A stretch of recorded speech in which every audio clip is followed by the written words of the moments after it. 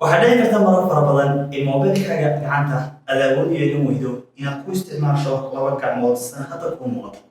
dhib kastaa laga haysato amase waxaa dhici karta marar fara badan in moobilkaaga aad ka dareento culays aad u fara badan ood u baahan tahay culayskaasi inaad ka yarayso farsamooyinkaasi iyo kuwo kaleba muuqaalkan ayaan kuu tusi doonaa.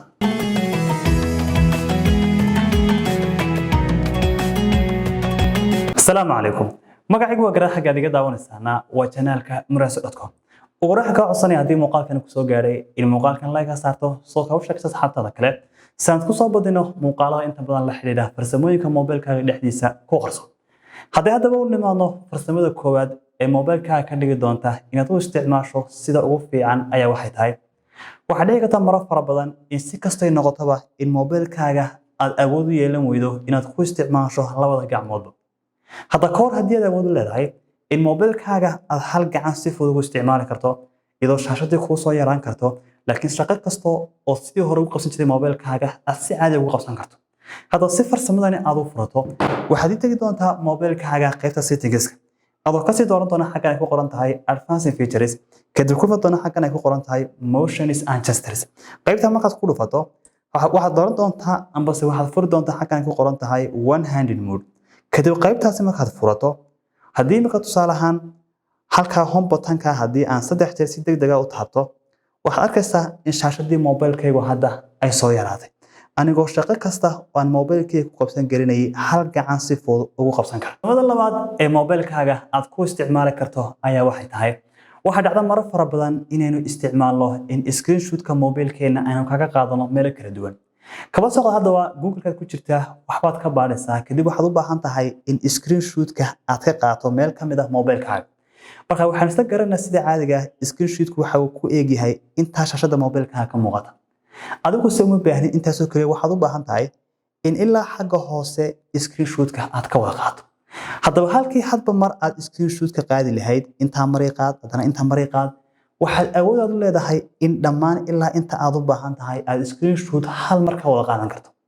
adigoo screenshot-ka marka aad saa u qaado ku dhufan doona calaamad bartaasi kaaga muuqata kadib hoos u wadi doona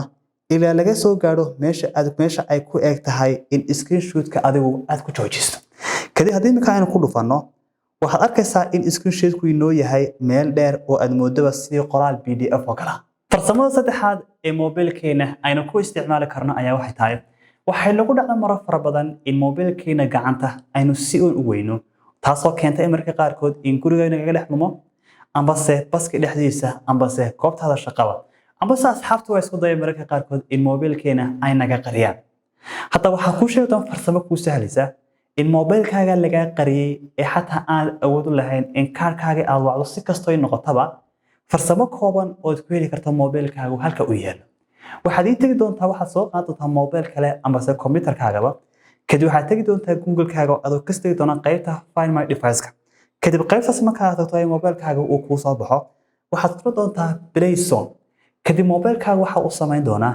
in cod uu sameeyo codkaas oo noqon doona ka moobilkaaga goobta saxda ah laga qariyay aad ku ogaan doonto farsamada afraad ee ku sahli doonta moobilkaaga in sida ugu fiican aad u isticmaasho ayaa waxay tahay